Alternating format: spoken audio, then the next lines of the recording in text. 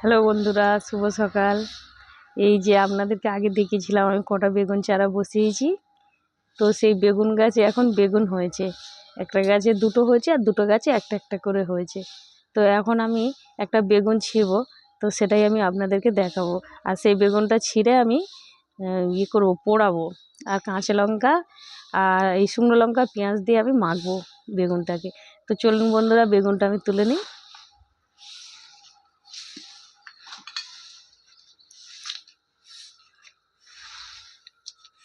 এই দেখুন বন্ধুরা, আমার ছোট বেগুন গাছে বেগুন হয়েছে, কত সুন্দর দেখছেন। এটা একটা,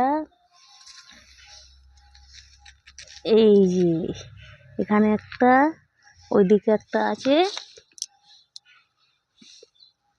আর এই যে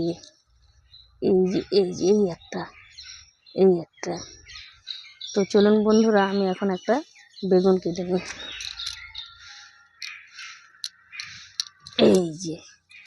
এই যে আমি বেগুনটা কেটে নিলাম।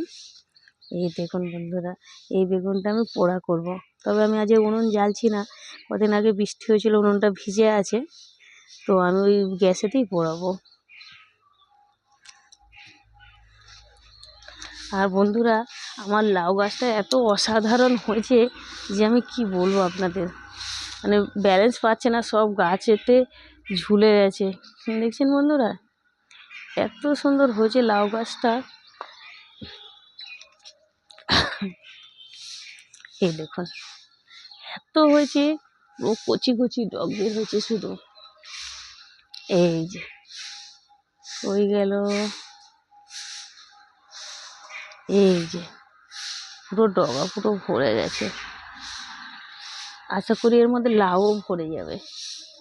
তো চলুন বন্ধুরা, আমি এখন রান্নাটা বসিয়ে দিই। টাটা।